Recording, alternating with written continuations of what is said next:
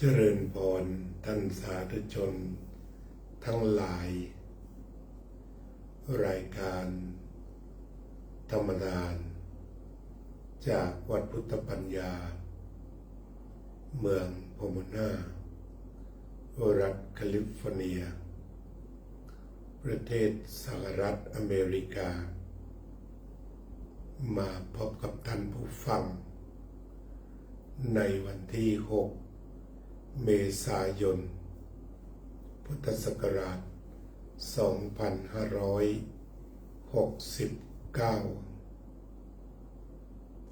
รายการธรรมทานจากวัดพุทธปัญญามาหาท่านสาธุชนตามรายสะดวกบางทีเกี่ยวข้องกับเรื่องอินเทอร์เน็ตบ้างเวลาบ้างสุขภาพความง่วงบ้างเป็นธรรมดาจึงเป็นรายการจัดประเภทรายสะดวกวันนี้อาตมาเดินทางกลับจากประเทศสาธารณรัฐประชาธิปไตยประชาชนลาวการไปเยือนครั้งนี้โยมศิวิไลศรีวงใจและน้องสาวโยมศรีสมัยซึ่งได้รู้จักมีศรัทธาปรารถนาจะให้ไปแสดงธรรมในโอกาสวันเกิดเดือนเมษายนนี้เป็นการแสดงธรรมล่วงหน้าให้คุณศรีสมัยคุณศิวิไลญาติมิตรได้ฟังกันก็ได้ถ่ายทอดการแสดงธรรมไปแล้วในวันตั้งแต่วันที่4วันที่3ที่เดินทางไปถึงอันที่2ก็ไปถึงดึกพอวันที่3ไปเที่ยวพิพิธภัณฑ์ไปชมพิพิธภัณฑ์ศิลปะการเดินทางไปครั้งนี้เป็นศาสนกิจแสดงธรรมหรือเรียกอย่างเต็มๆว่าศึกษาดูงานกิจการพระพุทธศาสนาศิลปะและวัฒนธรรมทั้ง4 วันที่ไปอยู่ก็ได้ออกไปศึกษาเรียนรู้เรียกกันว่าแบบเต็มหรือแบบเต็มเหยียดทีเดียวการเดินทางไปศึกษาเรียนรู้แบบเต็มซึ่งครอบคลุมเกี่ยวกับเรื่องพระพุทธศาสนานั่นเองการไปที่พิพิธภัณฑ์ศิลปะของประเทศลาวนั้นเป็นการไปศึกษาร่องรอยแห่งความเจริญรุ่งเรืองของพระพุทธศาสนาแต่อดีตร่องรอยเหล่านี้บอกว่าพระพุทธศาสนาในล้านช้างนั้นมีความเจริญรุ่งเรืองมากร่องรอยความเจริญรุ่งเรืองก็แสดงออกมาทางศิลปะที่เชื่อมโยงกับพระพุทธศาสนาโดยตรงเช่นมีพระพุทธรูปสำริดพระพุทธรูปเงินหรือโลหะต่างๆไม่ต่ำกว่า 20,000 ชิ้นแต่ตรงนี้ก็ลองคิดดูอายุอานามก็200-300 ปีอย่างต่ำทีนี้มันก็เชื่อมโยงกันว่า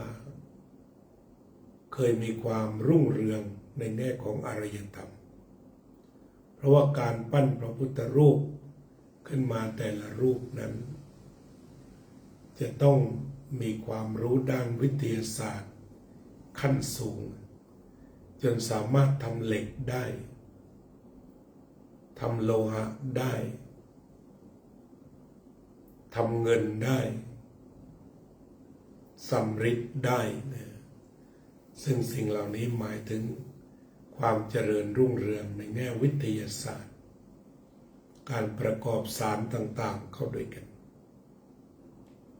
อันนี้ในส่วนที่เป็นเหล็กเป็นโลหะเป็นสำริดที่ออกมารูปของพระพุทธรูปจำนวนเป็นหมื่นๆซึ่งกระจัดกระจายอยู่ที่ทั่วล้านช้างแต่พอได้ทำพิพิธภัณฑ์ก็ได้นำเอาศิลปะเรียกว่าพุทธศิลป์ที่สะท้อนถึงวัฒนธรรมประเพณีวิถีชีวิตวิถีพุทธในล้านช้างนั้นอย่างลึกซึ้งเจริญพรโยมกัลยาวงศ์ทิพย์คงคาอาจารย์นั้นเมื่อเราไปสัมผัสถ้าในมุมของเหล็กของโลหะของเงินก็ต้องยกย่องว่าในอดีตการนั้นมีความเจริญด้านวิทยาศาสตร์และเทคโนโลยีสูงแต่ว่าได้นำเอาวิทยาศาสตร์และเทคโนโลยีเหล่านั้นมาอุทิศเพื่อพระพุทธศาสนาหรือความสงบเย็นยังไม่ได้คิดไปถึงเรื่องโลภโกรธหลงแต่นำมาสร้างพระนำความรู้ทางวิทยาศาสตร์เทคโนโลยีมาสร้างบุญเพราะการสร้างพระก็ดีการทำหลังคาการสร้างวัดให้สวยก็ดีผู้ทำปรารถนาบุญไม่ได้ปรารถนาเชิงธุรกิจก็เป็นสิ่งที่ทำมาด้วยบุญเลยมีร่องรอยว่าการทำสิ่งใดจากแรงบันดาลใจทางศาสนานั้นจะมีความยั่งยืนมั่นคงมากกว่าการกระทำด้วยความโลภความโกรธหรือความหลงอันมีทั้งสร้างสรรค์และทำลายแต่ว่าถ้านำเอาความรู้ด้านวิทยาศาสตร์เทคโนโลยีอุทิศเพื่อความสงบไม่ทำลายก็สามารถสร้างสรรค์สิ่งสวยงามฝากเอาไว้นั้นภูมิปัญญาที่ตั้งอยู่บนฐานของพระพุทธศาสนาเป็นภูมิปัญญาที่สร้างสรรค์เพื่อความสงบร่มเย็นอันนี้ก็ที่ได้พบในส่วนที่เป็นเหล็กส่วนที่เป็นโลหะต่างๆที่มองอีกมุมหนึ่งที่ยิ่งใหญ่ไม่แพ้กันนั่นคือเรื่องการแกะสลักไม้เจริญพรโยมนิพาพรยิ่งรุ่งโรจน์เจริญพรโยมกุลาภพัชรดุลแต่ก็งานศิลปะที่ยิ่งใหญ่กระจายอยู่ทั่วประเทศลาวสาธารณรัฐประชาธิปไตยประชาชนลาวหรือล้านช้างก็คือศิลปะการแกะสลักไม้นานาชนิดเจริญพรโยมสุนิตวงศ์สุเทพซึ่งศิลปะการแกะสลักไม้นี้ก็สุดยอดเคียงคู่กันมากับทำเรื่องการสำริดพวกนี้ทั้งสองประการต้องการฝีมือชั้นเลิศต้องการความรู้ด้านศิลป์อย่างสูงและวิทยาศาสตร์ที่จะผสมผสานเข้ามาในการสร้างความสมดุลของศิลปะเหล่านั้นศิลปะที่นี่ก็รวมเอาไว้ทั้งที่ว่าประตูเก่าๆสวัสดีครับท่านพระครูโชติธรรมบัณฑิตครับขอบคุณมากที่เข้ามาชมรายการกันครับผม ทีนี้เราก็จะเห็นได้ว่าบรรดาลายต่างๆตามบานประตูหรือบานหน้าต่างได้รับการนำมาเก็บไว้เรียบร้อยโยมระเบียบเจริญพรโยมศิวิไลศรีวงศ์ชัยกับโยมศรีสมัยเจ้าภาพหลักก็ขอขอบคุณในการเปิดโลกอารยธรรมของล้านช้างที่เรียกว่าสัมผัสศึกษาเรียนรู้แม้ระยะสั้นแต่ว่าอิ่มในทุกจุดฉะนั้นพิพิธภัณฑ์ก็ได้เก็บไม้ที่มีงานอยู่ก่อนเช่นบานประตูเก่าๆพามาซ่อมแซมบ้างไม่ถึงกับทำลายศิลปะตลอดถึงว่านำเอาไม้ที่ตายแล้วที่ต้นได้ล้มไปแล้วทิ้งอยู่ในระยะนาน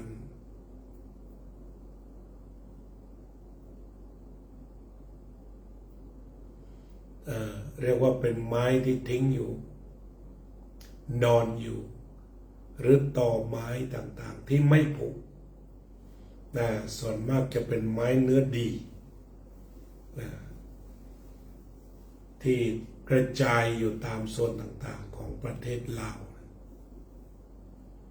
ตรงนี้ก็ถือว่าต้องชื่นชมยกย่องคุณพิสิทธิ์ซึ่งถือว่าเป็นผู้รวบรวมด้วยรักในศิลปะ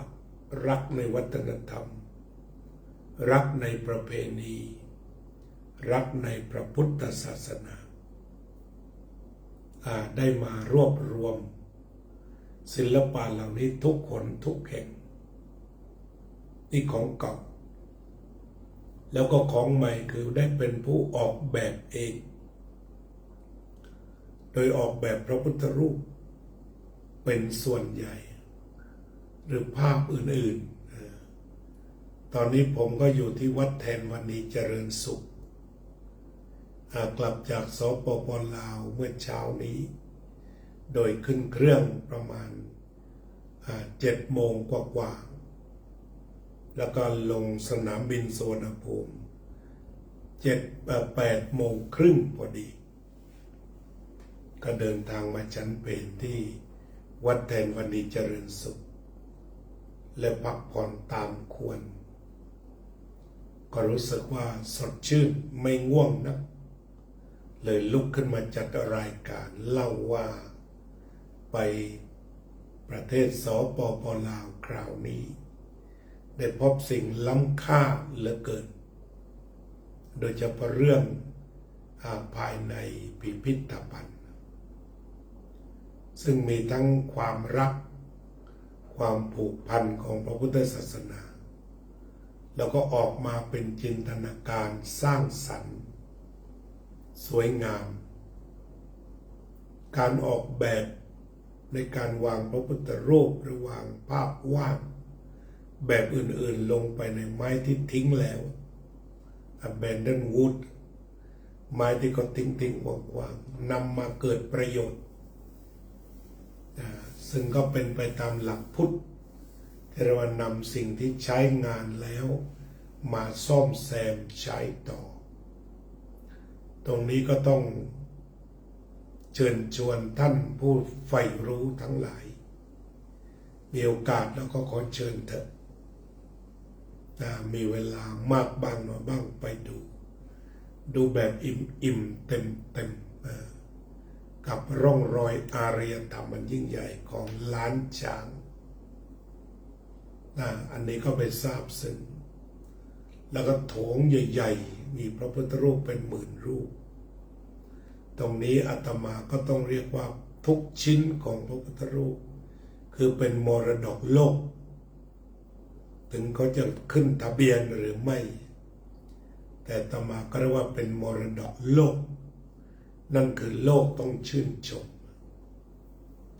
อาตมาก็เคยผ่านพิพิธภัณฑ์ที่มีพระพุทธรูปเช่นในญี่ปุ่นแต่ถ้าพูดแล้วตอนนี้ก็พูดว่าสู้ที่พิพิธภัณฑ์ศิลปะลาวไม่ได้ สู้ลาวอาร์ตมิวเซียมไม่ได้ เพราะพระพุทธรูปมีให้ศึกษามากมายหลายปางหลายแบบ แล้วก็จากภาคต่างๆซึ่งกระจัดกระจายอยู่ในล้านช้างเราอาจจะเรียกว่าถ้าพูดถึงองค์ความรู้ถ้าดึงแล้วก็สะท้อนออกมาจากบานประตูจากไม้ที่แกะสลักหรือว่าจากร่องรอยพระพุทธรูปหรือปริศนาธรรมโถงเช่นว่ามรรคสี่ผลสี่นิพพานหนึ่งหรือว่า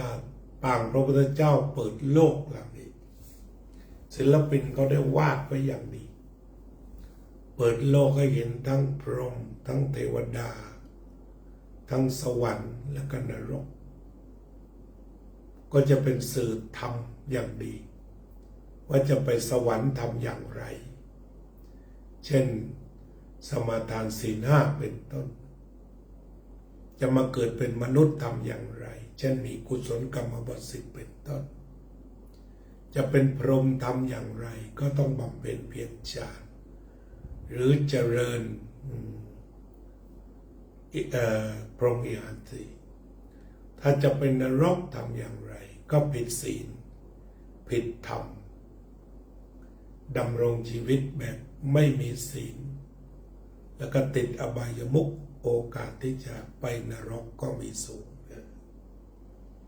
ภาพปริศนาธรรมอันสวยแล้วก็ลึกล้ำมีอยู่จำนวนมากเขาคงจะคิดดีกว่าอาตมาแต่สำหรับอาตมามองว่าทางมิวเซียมควรจะต้องอบรมไกด์ที่ทำงานที่นั่นกันอีกคือเติมธรรมะเข้าไปก็เจอบรรดาปราชญ์ชาวลาวในภูมิภาคต่างๆทั้งพระทั้งอุบาสกอุบาสิกามาสัมมนาแล้วก็เติมองค์ความรู้ทางธรรมเข้าไปหรืออาจจะมีการสัมมนาในแต่ละศิลปะแต่อย่างไรก็ตามโดยสรุปก็คือว่าทุกสิ่งทำเพื่อเทิดทูนพระพุทธศาสนาเพื่อเผยแผ่พระพุทธศาสนาถึงนี้ถือว่าเป็นกุศลเจตนาที่ยิ่งใหญ่อาตมาจะเรียกว่าเป็นมหาวิทยาลัยนะเลยถ้าเราศึกษาทุกแง่ทุกมุมทั้งพระพุทธรูปทั้งการทำพระพุทธรูปการแกะสลักอย่างเป็นระบบก็เรียกว่าเป็นมหาลัยด้านศิลปะศาสนาและวัฒนธรรมปรัชญาที่สำคัญอย่างมากทีเดียวโยมเคนธนาโยมพรทิพย์เถาเจริญพรก็เรียกว่าใช้เวลากัน1 วันแต่ยังมีอีกเยอะคือยังมองไม่หมดยังดูไม่หมดอันนี้ก็คือส่วนหนึ่งทีนี้วันต่อมาก็คือเดินทางไปหลวงพระบางในการเดินทางก็ไปโดยรถไฟความเร็วสูง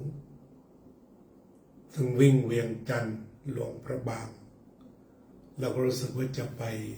ถึงประเทศจีนในบางขบวนไปถึงทีนี้เราจะมองเห็นได้ว่าประเทศลาวร่วมกันกับประเทศจีนเป็นการลงทุนร่วมที่สำคัญที่สถานีรถไฟนั้นใหญ่โตมโหฬารบรรจุคนน่าจะหลายพันคนมีเครื่องอำนวยความสะดวกไว้มากห้องน้ำห้องท่าอุดมสมบูรณ์แล้วก็สถานที่บูธสำหรับการขายของขายน้ำขายกาแฟก็มีแล้วก็สำหรับผู้ที่ใช้ตั๋ว VIP ก็มีห้อง VIP ถ้าที่เวียงจันทร์นั้นมีกาแฟมีน้ำแต่ที่หลวงพระบางนั้นก็มีน้ำวางไว้ไง ก็นับว่าจัดได้ดีสะอาดสะอ้านติดอันดับโลกทีเดียวเมื่อขึ้นไปบนรถไฟก็ถ้าชั้น VIP ก็นอนสบายเลยทีเดียวแล้วก็มีการชาร์จแบตเตอรี่ทำไว้อย่างเรียกว่าตอบสนองความต้องการของผู้เดินทางไว้ได้อย่างพร้อมบูรณ์และห้องน้ำซึ่งดูแลอย่างสะอาดเรียกว่าโกอินเตอร์ไปสู่สากลได้ฉะนั้นการวางรากฐานของสถานีรถไฟแต่ละแห่งที่ใหญ่โตมโหฬารก็เป็นเครื่องบอกหรือชี้ว่าอนาคต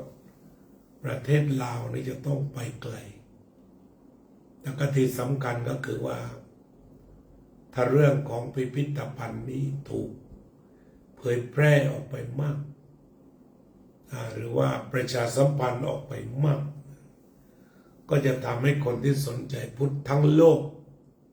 บ่าไหลเข้ามาดังนั้นการพัฒนาประเทศลาวตอนนี้ก็ถือว่าเดินถูกทางไม่ทิ้งของเก่าไม่เมาของใหม่แล้วก็มีหัวใจที่พัฒนานี่ในแง่ของเรื่องความสะดวกที่ไม่ปฏิเสธว่ามีรถไฟความเร็วสูงให้ความสะดวกของการเดินทางเช่นหลานโยมศิวิไลคนเป๊ปซี่ได้เล่าให้ฟังว่าเมื่อก่อนถ้าเราจะเดินทางจากเวียงจันทร์ไปหลวงพระบาง10 ถึง 12 ชั่วโมงแต่ตอนนี้ชั่วโมง50 หรือ 2 ชั่วโมงจากหลวงพระบางมาเวียงจันทร์หลวงพระบางก็ถือว่าย่นระยะเวลาเราออกแต่เช้าแล้วไปถึงหลวงพระบางแล้วก็ไปได้ชมพระบางซึ่งสร้างในศตวรรษที่ 1ก็ได้รับการเก็บไว้อย่างดีก็เช่นเคยศิลปะทุกตารางนิ้วงามมากไม่ทราบว่าชื่ออะไรแต่ต่อมาให้ชื่อว่ามหาวิหารพระบางเป็นพระคู่บ้านคู่เมืองถ้าที่เวียงจันทร์นี่เป็นพระแก้วแต่ถ้าที่หลวงพระบางนี่เป็นพระบางท่านอาจารย์บุญเพ็งซึ่งเป็นปราชญ์คนหนึ่งของประเทศลาว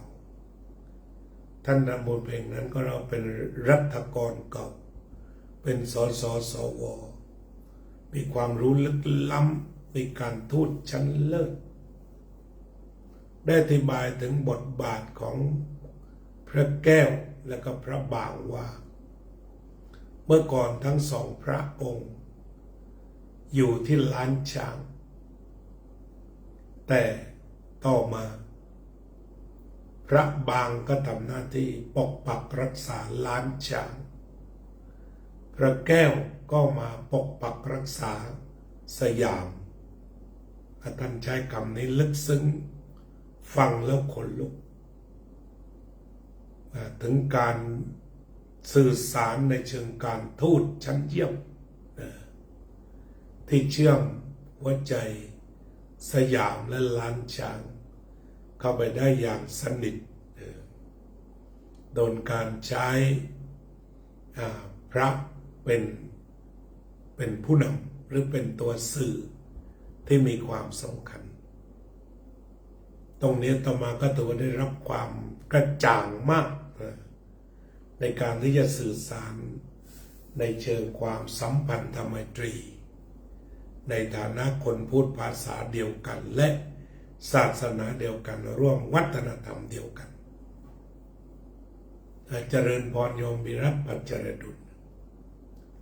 ซึ่งปัจจุบันตามสื่อหรืออะไรก็ตามเราจะเห็นความแน่นแฟ้นหรือว่าที่พระบาทสมเด็จพระเจ้าอยู่หัวเสด็จเจริญสัมพันธไมตรีก็ทำให้รู้สึกว่าเรามีความรักมีความแนบแน่นและก็มีความผ่อนคลาย เจอพี่น้องชาวไทยจำนวนมากทุกจุดเราก็ได้ไปดูพระบางไปสวดมนต์ไปนั่งสมาธิโยมศิวิไลนี่เก่งเราจะไปสวดมหาการุณิโกกันทุกแห่ง สวดเสร็จเขาห้ามถ่ายภาพก็ไม่เป็นไรแต่ว่าชื่นชมความงามเหลือเกินของมหาวิหารในทุกตารางนิ้วทีนี้ต่อมาก็ได้มาชมราชวังของอดีตพระมหากษัตริย์ของประเทศลาวองค์สุดท้ายพระองค์สุดท้ายซึ่งได้สะท้อนถึงศิลปะวัฒนธรรมงานสร้างที่ประณีตละเอียดก็ชีวิตความเป็นอยู่ก็ไม่ต่างจากสามัญชนเมื่อพบแล้วแต่ว่าเมื่อถึงเวลาที่บ้านเมืองเปลี่ยนแปลงที่ไม่มีอะไรจะยับยั้งได้ก็ต้องเป็นไปตามหลักอนิจจังทุกขังอนัตตาแต่ก็ทิ้งร่องรอยของประโยชน์เช่นการท่องเที่ยวอันทำเงินมหาศาลในแต่ละปีเราพบทั้งฝรั่งทั้งจีนมากันเต็มที่ได้ไปชมพระบรมราชวังของกษัตริย์องค์สุดท้ายของประเทศลาวทีนี้ก่อนที่จะไปถึงนั้นโยมศิวิไลก็จัดได้อย่างยอดเยี่ยมจัดโปรแกรมไปคุยกับหลวงพ่อบุญเพ็งซึ่งมีประวัติที่น่าสนใจยิ่งบวชตั้งแต่เป็นสามเณรแล้วก็มีความสัมพันธ์กับทางไทยอย่างดีเยี่ยมว่าท่านเป็นพระหนุ่มคือตอนนี้ท่านอายุ85แต่สมัยเป็นพระหนุ่มน้อยท่านก็ได้เดินทางมาเรียนมหาจุฬารุ่นเก่าแก่โดยท่านได้เอ่ยนามบุคคลที่น่าเคารพของมจร.เช่นสมเด็จพระพุทธโฆษาจารย์ก็เป็นอาจารย์ท่านสมเด็จพุทธาจารย์เกี่ยวอุปเสโนก็เป็นอาจารย์ท่านสมเด็จพระพุทธโฆษาจารย์ประยุตโตก็เป็นอาจารย์ท่านอาจารย์จำนงทองประเสริฐก็เป็นอาจารย์ท่านฉะนั้นเวลาที่ท่านเอ่ยนามตาของท่านแววแล้วก็อ่อนโยนเปล่งประกายความรักคนไทยรักสถาบันการศึกษาร่วมกันเคารพครูบาอาจารย์แล้วก็จากนั้นท่านก็ได้ท่านเป็นปราชญ์จริงๆท่านเรียนจบมหาจุฬาแล้วไปเรียนโทที่มคธเมื่อกำลังจะไปเรียนป.เอกก็มีการเปลี่ยนแปลงการปกครองในช่วงนั้นก็ทำพาสปอร์ตลำบากท่านก็เลยต้องลาสิกขาแล้วก็รับเป็นรัฐกรคือรับรัฐกรในระบบใหม่เนื่องจากท่านเก่งมากจึงได้ทุนของรัฐบาลไปเรียนต่อที่โซเวียต3 ปีที่จีน1 ปีครึ่งเพื่อจะทำความเข้าใจให้ผสมผสานกันระหว่าง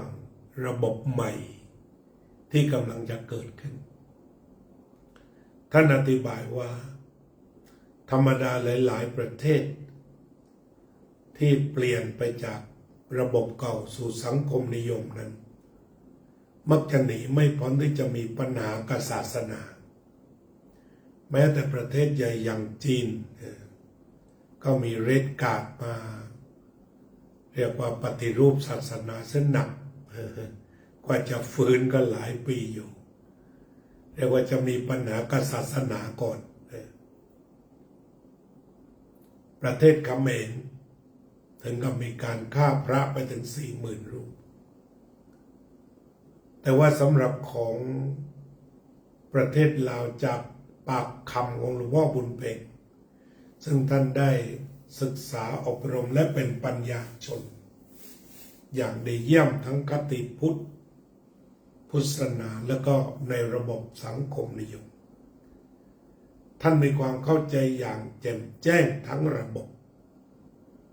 ก็เลยเป็นผู้อธิบายความสัมพันธ์จนสร้างความเข้าใจระหว่างระบบสังคมนิยมและพุทธศาสนาจนอยู่ร่วมกันได้แล้วก็มีความเจริญเติบโตมาถึงทุกวันนี้เพราะฉะนั้นการที่ทุกคนเคยวิตกในยุคเราหรือยุคก่อนว่าถ้าเปลี่ยนเป็นสังคมนิยมหรือคอมมิวนิสต์พระพุทธศาสนาจะอยู่อย่างไรตอนนี้อาศัยท่านที่เป็นปราชญ์และได้เข้าไปทำงานเป็นรัฐกรเป็นสมาชิกสภาผู้แทนราษฎรและเป็นสว.ถือว่าท่านได้มหากุศลที่ทำความเข้าใจระหว่างศาสนาและก็ระบบใหม่จนยุติความขัดแย้งหรือการนองเลือดหรือการทำร้ายหรือการทำลายศาสนาจนกล่าวได้ว่าปัจจุบันนี้รัฐบาลให้การสนับสนุนในเรื่องการศึกษาบางอย่างเช่นการศึกษาปริยัติธรรมท่านบัวเรียนเล่าให้ฟังว่าถ้าครูปริยัติทำงาน10 ปีต่อจากนั้นก็จะได้บรรจุเป็นของรัฐกรรัฐจะช่วยเงิน 90%ซึ่งถือว่าก้าวหน้ามากถือว่ามีความก้าวหน้าไม่น้อยทีเดียวอันนี้ก็ถือว่าแล้วก็ปรับระบบสงฆ์เป็นสมาคมหรือเป็นสหพันธ์สงฆ์ในระดับต่างๆซึ่งจะได้มีการเลือกตั้งมาจากจุดต่างๆแล้วก็วางนโยบายก็เป็นว่าฟังดูน่าชื่นชมนะทั้งท่านอาจารย์บุญเพ็งและก็อาจารย์แก้วที่ช่วยกันประคับประคองศาสนาในช่วงหัวเลี้ยวหัวต่อจนกระทั่งนำพระพุทธศาสนาฝ่าวิกฤตความไม่เข้าใจจนสร้างความเข้าใจกันได้อย่างลึกซึ้งก็ต้องขอแสดงความคารวะอย่างจริงใจมายังพระมหาเถระในประเทศลาวทุกท่านที่สามารถทำความเข้าใจหัวใจศาสนาจนนำไปสู่สันติภาพเพราะนั้นการไม่เบียดเบียนกันระหว่างรัฐะและทางพุทธศาสนาก็ถือว่านี่คือความสำเร็จของศาสนาและการปกครองในระบบสังคมนิยมก็คือเป้าหมายคือสันติไม่ทะเลาะไม่กระทบกระทั่งไม่ทำร้ายไม่กล่าวร้ายกันก็ถือว่าเดินบนทางแห่งพระพุทธศาสนาโดยท่านอาจารย์บุญเพ็งได้อธิบายกับคณะกรรมการเขาว่าจริงๆแล้วพอมาดูพระพุทธศาสนานั้นพระพุทธเจ้าตรัสไว้หมดแล้ว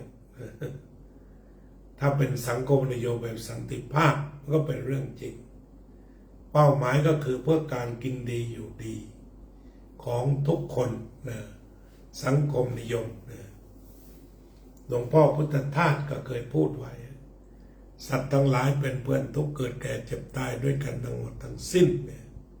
หัวใจสังคมนิยมแบบพุทธทีนี้ต่อมาเยี่ยมวัดท่าโอนะ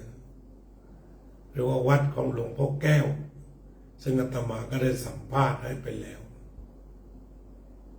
ท่านก็ถือว่าเป็นสามเณรมาตั้งแต่8 ขวบ10 ขวบศึกแล้วก็10 ขวบบวชใหม่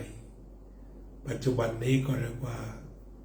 42 พรรษาแล้วก็10 ปีเนรแต่ว่าบวชมา52 ปีในภาคกาสาวพัฒน์ภ ผ่านระบบทั้งสองและท่านก็เป็นหนึ่งที่เป็นครูบาอาจารย์เก่าแก่ของบรรดาเจ้าอาวาสทั่วประเทศลาวในขณะนี้แล้วก็ท่านก็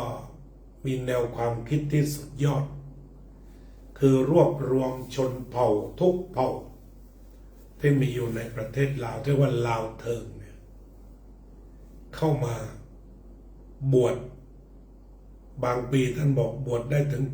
700รูปสามเณรบวชได้ถึง700รูปปัจจุบันนี้เกือบ300รูปก็อยู่ประมาณนี้ก็เป็นเรื่องที่น่าชื่นชมว่าถ้าท่านไม่ได้บวชเนนเติมเข้ามาศาสนทายาทของเราก็คงจะขาดไปเยอะแต่ตอนนี้เนื่องจากท่านบวชเติมเข้ามาก็ถือว่าเป็นเรื่องที่น่าอนุโมทนาอย่างยิ่งน่ายินดีอย่างยิ่งแล้วไม่ได้บวชเฉยๆบวชแล้วให้การศึกษาตามระบบคืออย่างน้อยจบม.6 หมวด 7ตามหลักสูตรประเทศลาวจากนั้นก็มีปริญญาตรีที่องค์ตื้อแล้วก็มีพระเป็นจำนวนมากมาเรียนมจรกลาง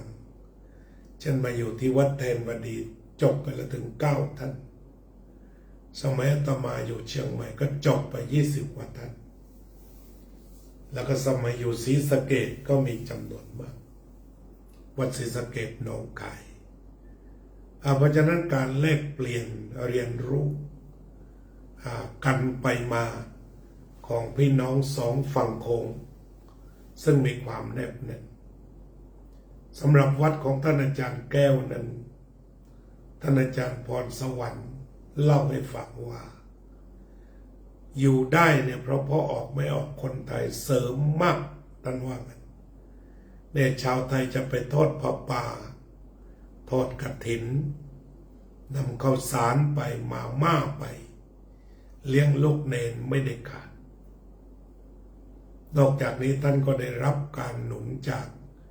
พี่น้องชาวพุทธลาวจากฝรั่งเศสจากอเมริกาเนี่ยถ้ามาฟังแล้วศรัทธายิ่งเลยท่านถามท่านว่าสามเณรนี้กินอยู่ยังไงท่านบอกว่า2 มื้อ1 ล้านกีบก็คำนวณดูแล้ว 2,000 กว่าบาทอาตมาก็ไม่ลังเลใจควัก 3,000 ถวายท่านบอกว่าจะเลี้ยงหน่อยเช้าเพล3,000 บาทอาตมาก็ดีใจยิ่งเพราะจะได้มีแหล่งทำบุญอีกแล้ว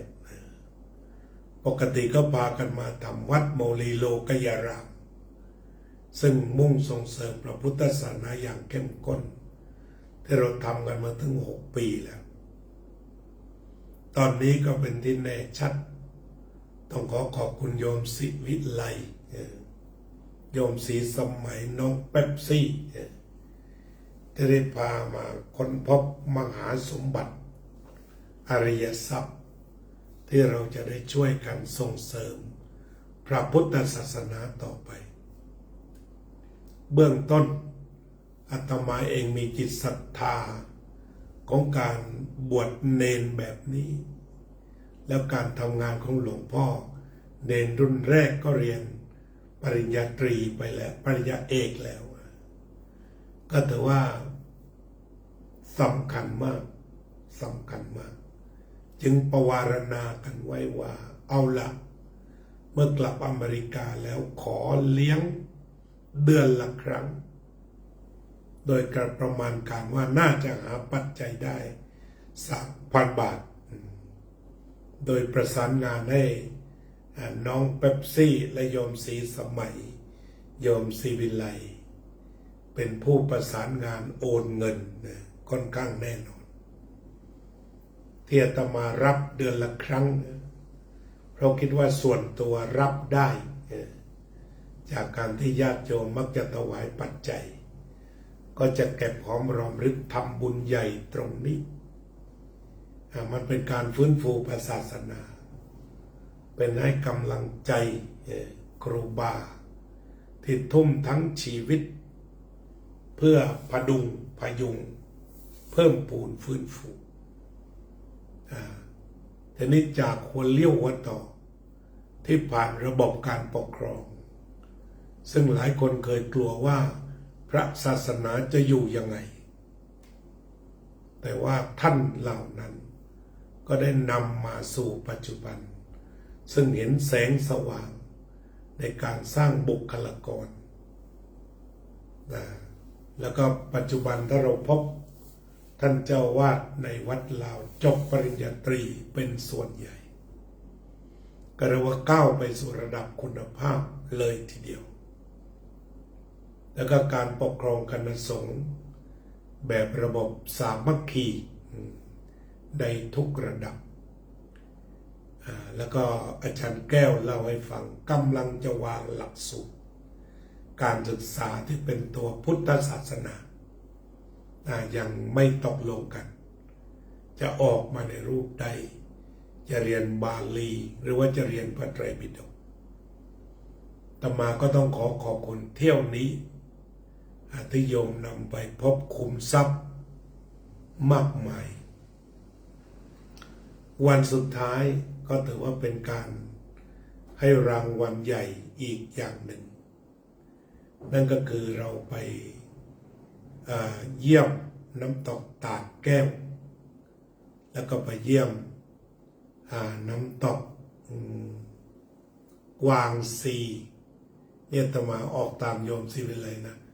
น้ำตกกวางซีวันนี้ก็ได้ขึ้นภาพมีผู้ชม500 คนก็ต้องขอบคุณโยมก็ถ่ายภาพได้งามแล้วก็น้องเป๊ปซี่ก็ทำหน้าที่คอยพยุงเพราะเดินขึ้นเขาได้หนักเหมือนกันแต่ว่าเดินแบบจงกรมเจริญสติขึ้นไปก็ถือว่าน้ำตกทั้งสองแห่งต้องชื่นชมรัฐบาลของประเทศลาวว่าได้อนุรักษ์อย่างดีเยี่ยมอนุรักษ์ไว้อย่างดีเยี่ยมเป็นป่าขนาดใหญ่เดี๋ยวเชิญเข้าไปชมได้ที่อาตมาพามาเกี่ยวกับเรื่องธรรมชาตินะเข้าไปดูถ่ายให้ทุกอันนั่นแหละย้อนหลังไปดูกันก็ได้ใครที่ยังไม่ได้ดูช่วยดูแล้วกดไลค์ได้500นะไม่ขออะไรมากเอาให้ถึง500ถ่ายเรียลนะเอาให้ถึง500เลยตอนนี้ก็น้ำตกกวางซีผ่าน500ไปแล้วด้วยความรวดเร็วโพสต์ตอนบ่ายก็ขอบคุณมากเลยนี่ก็เราก็จะเห็นนะว่าการพัฒนาประเทศของประเทศลาวก็เรียกว่าไม่ทิ้งของเก่าไม่เมาของใหม่ตั้งใจพัฒนาแต่ว่าของใหม่ก็มีพอใช้เช่นอินเทอร์เน็ตเขาก็เสถียรดีมั่นคงดี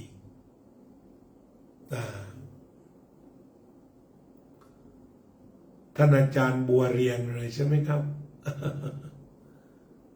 เช่นบุญเรือนนะโยมผู้หญิงนะไม่ใช่อาจารย์เนาะบุญเรือนแสงชัยเจริญพรก็เป็นการพัฒนาที่จากขนอมครับบวชเดนที่วัดเจดีย์หลวงครับโอเคคุณชนกรไทยเจริญเอาละเคยบวชเนนที่วัดขนอมโอเคทีนี้เห็นแล้วก็น่าสนใจที่เรียกว่าอนุรักษ์อย่างดีเยี่ยม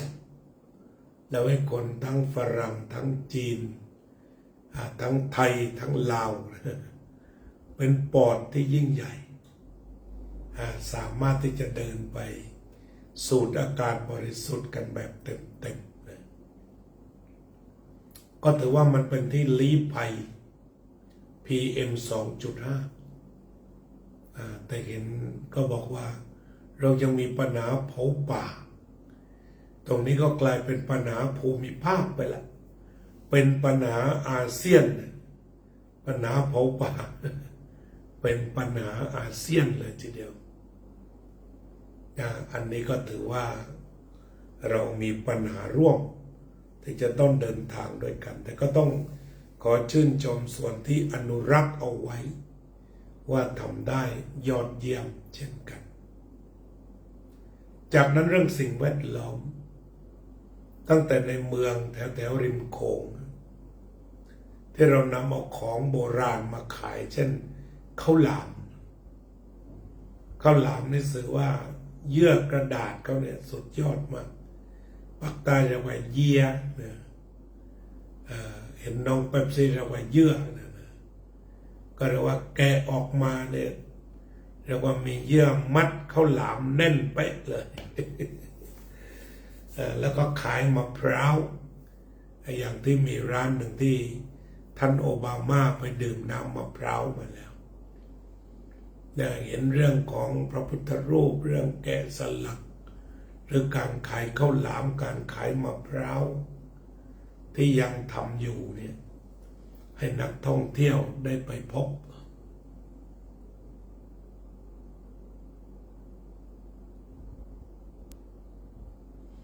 โยมลำปางเนาะโยมโอเข้าใจเจริญพรนี่ก็คือเรื่องที่นำมาเล่าให้ฟังนอกจากนี้เราจะเห็นเข่งสารเข่งที่สารด้วยไม้ไผ่เป็นถังขยะก็มีเหมือนกันที่อยู่บริเวณริมโขงก็ก็มีแนวคิดว่ารักษาสิ่งแวดล้อมดีแล้วก็ไปตบท้ายชั้นเพลที่ร้านแบมบูร้านแบมบูทุกอย่างภาชนะทุกอย่างช้อนทุกอย่างจานสำหรับเสิร์ฟล้วนเป็นผลิตภัณฑ์ไม้ไผ่แบบยักษ์ก็มีไม้ไผ่ยักษ์ก็มีขนาดกลางหรือเล็กเรียกว่าทำช้อนทำอะไรทุกอย่างต้องถือว่าโกกรีนเลยเนี่ยโกกรีนหรือว่ารักษาสิ่งแวดล้อมอย่างดีแล้วก็ทางที่เราเดินไปเขาก็ปลูกผักพร้อมที่จะดึงมาทำสลัดหรือทำอาหารได้แล้วก็นอกจากนี้เนื่องจากเป็นฤดูร้อนเขาก็จะขายน้ำปั่นไม่ว่าจะเป็นปั่นมะพร้าวปั่นอะโวคาโดปั่นแอปเปิ้ลปั่นส้มสับปะรดต่างๆที่มีอยู่ในท้องถิ่นโดยเฉพาะมะพร้าวก็สามารถขายนักท่องเที่ยวได้ดีสิ่งเหล่านี้ก็เป็นเสน่ห์ในการที่จะคืนไปสู่ระบบธรรมชาติที่เป็นแรงบันดาลใจว่าถ้าส่วนหนึ่งสัก 50% ในชีวิตอาศัยธรรมชาติเราก็จะพาวิกฤตเกี่ยวกับเรื่องพลังงานต่างๆที่กำลังมีอยู่อย่างดีแล้วก็กลับมาเมื่อเช้านี้ก็มีตั้งโยมศรีสมัยน้องเป๊ปซี่หรือคุณหงทองตลอดถึงโยมศรีสมัยโยมศรีวิไลก็ให้การนำอาหารเช้าที่เป็นเฮลตี้อย่างดีบนเครื่องบินก็ดีเขาจะมีข้าวจี่ฝรั่งข้าวจี่แล้วก็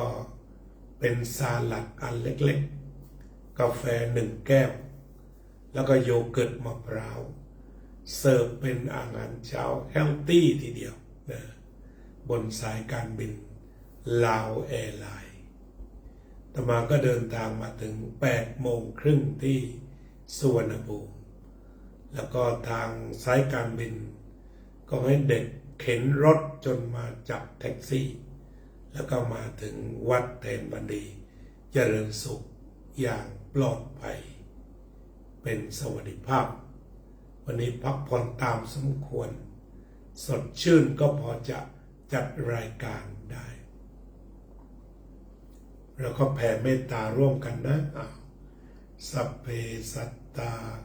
สัตว์ทั้งหลายที่เป็นเพื่อนทุกข์เกิดแก่เจ็บตายด้วยกันทั้งหมดทั้งสิ้นอเวราโหตุจงเป็นสุขเป็นสุขเถิดอย่าได้มีเวรแก่กันและกันเลยอัปปยาปัจจาโหนตุจงเป็นสุขเป็นสุขเถิดอย่าได้พยาบาทเบียดเบียนซึ่งกันและกันเลยอนีฆาโหนตุจงเป็นสุขเป็นสุขเถิดอย่าได้มีความทุกข์กายทุกข์ใจเลยสุขีอัตตานังปริหะรันตุ